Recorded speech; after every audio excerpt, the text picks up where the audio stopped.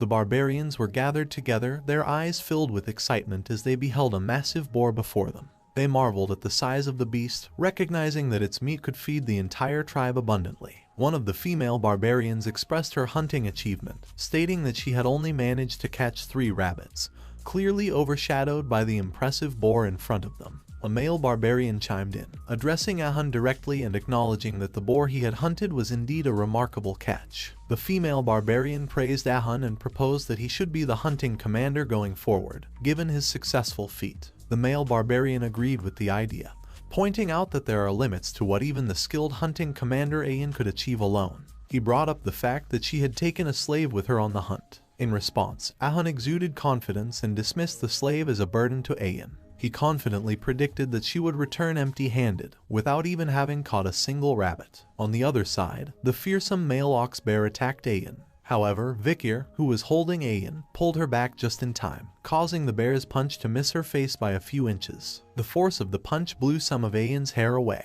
Both Vikir and Ayan fell from the back of the wolf they were riding, and the wolf growled at the ox bear. The wolf retaliated by leaping at the ox bear to protect its companions. Concerned for Ayan's safety, Vikir asked if she was okay. Ayan expressed her gratitude to him for saving her and replied that she had survived thanks to him. Vikir speculated whether the bear had lured them into a trap. Ayan acknowledged the bear's cunning intellect, which surpassed that of other monsters. She understood why the female bear chose the male bear as a mate. Realizing that they couldn't avoid a head-on battle, Ayan looked at Vikir and felt conflicted. She thought about how she had received help from the slave and worried about her dignity as his master. Suddenly, Ayan steeled herself and commanded Vikir to stay behind her while she took charge of the fight. She asserted that she would show him her dignity as his master. With determination, she mounted the wolf's back and chased after the bear. Vikir commented on the unique way of the Balak slaves, jokingly referring to himself as a slave lazing around while the master is working.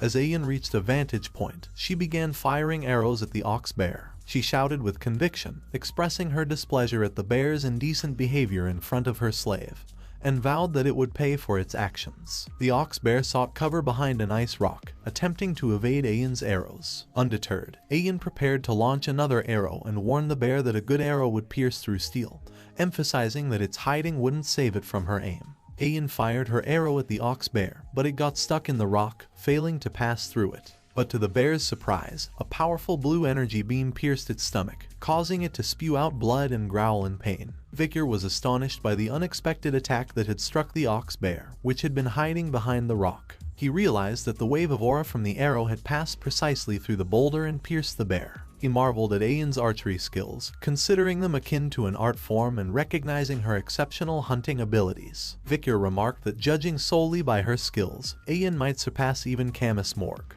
The wounded ox bear emerged from its hiding place with bloodshot eyes and charged at Ayan with rage. She responded by shooting an arrow at its eyes, but the bear continued its relentless charge. In response to the bear's persistence, Ayan confidently prepared another arrow, asserting that an arrow filled with her sincerity was powerful enough to break through a castle wall. She released the arrow, but to her surprise, the ox bear managed to dodge the attack, leaving Ayan shocked and bewildered. Before Ayan could fully comprehend the situation, the bear struck the wolf she was riding, sending her flying back and rolling on the ground. In the midst of the intense battle, Ayan recalled her mother's words. Her mother had mentioned that when a beast with dull senses nears death, it can sense the killing intent of a person. Ayan realized that she had underestimated the ox bear, and had been careless in thinking she had cornered it perfectly. Despite her righteous intentions in shooting the last arrow, she now faced a dangerous and formidable adversary. The ox bear menacingly approached her, its mouth drooling. The bear opened its mouth wide, ready to bite. Overwhelmed with fear, Ayan closed her eyes and braced herself for the impending danger. However, just as the ox bear was about to attack, Ayan heard a familiar voice calling out to her, asking if she was done showing what a master's dignity is like. When she opened her eyes, she saw Vikir standing before her. Vikir stepped forward to confront the ox bear and confidently declared that it was now his turn to take action.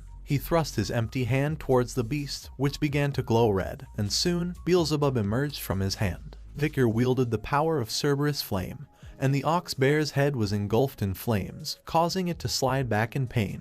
Ayan watched in awe as she wondered if that powerful attack was indeed fire, witnessing the bear's head being roasted alive. The ox bear let out a final growl before succumbing to its injuries, falling lifelessly on the ground. As the battle ended, the bandages around Vikir's body had burned away with the fire, and his previously injured eye had been healed. Ayan couldn't help but blush as she looked at Vikir, grateful for his timely intervention and amazed by his incredible abilities. However, her joy turned to concern when she saw Vikir's face and posture distort in pain.